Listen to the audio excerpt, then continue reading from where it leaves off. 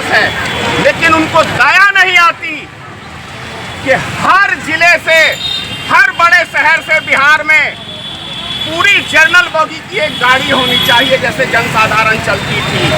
दरभंगा से, जयनगर से, पटना से, समस्तीपुर से, मुजफ्फरपुर से, हर जगह से, हर शहर के लिए जनरल गाड़ी होनी चाहिए। लेकिन नहीं, हर बोगी में पूरा एसी वाली गाड़ी बना दिए हैं और क्या कहते हैं वो 3 या 4 बोगी जनरल की।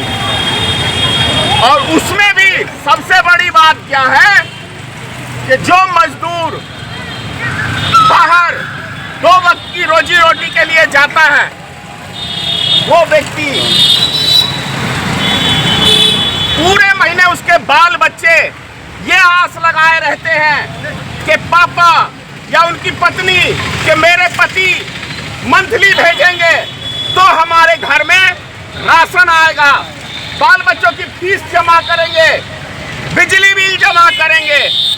और यदि ऐसी स्थिति के अंदर पहले बिजली में जैसे रिचार्ज कराने का सिस्टम है और उसमें भी डबल तिबल चौगुना, जो व्यक्ति 5,000 10,000 रुपया मंथली कमाता है वो 5,000 का लाइट कैसे दे सकता है, कैसे ले सकता है? तो ये सब विषय है। यहाँ तक कह रहा हूँ कि जो सरकारी कर्मचारी हैं उनको भी महीने में एक बार पैसा मिलता है, लेकिन अगर यदि उसकी लाइन बीच में ही गोल हो जाती है तो या तो पड़ोसी से कर्जा मांगेगा, क्योंकि जब तक आप रिचार्ज नहीं कराएंगे तब तक आपका लाइन नहीं चलेगा।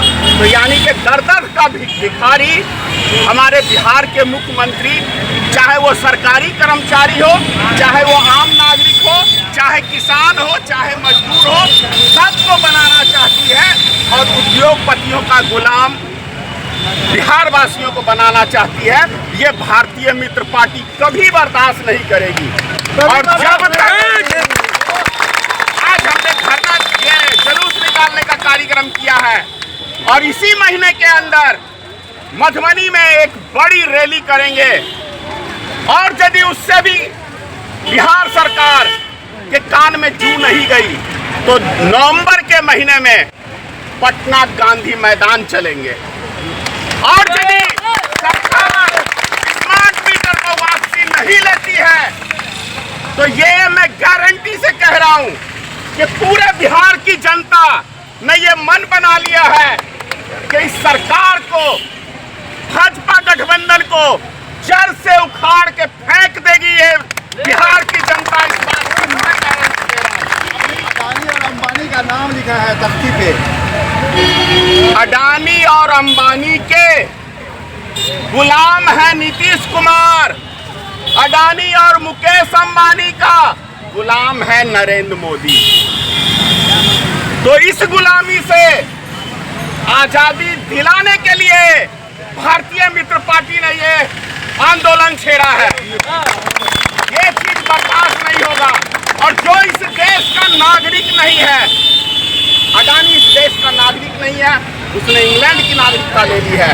मुकेश अंबानी भारत की नागरिकता छोड़ के इंग्लैंड की नागरिकता ले ली है। वैसे व्यक्ति को भारत सरकार सपोर्ट करती है, बिहार सरकार सपोर्ट करती है, तो इसका मतलब बिहार सरकार भी देशद्रोही है और केंद्र सरकार नरेंद्र मोदी भी इस देश का गद्दार है।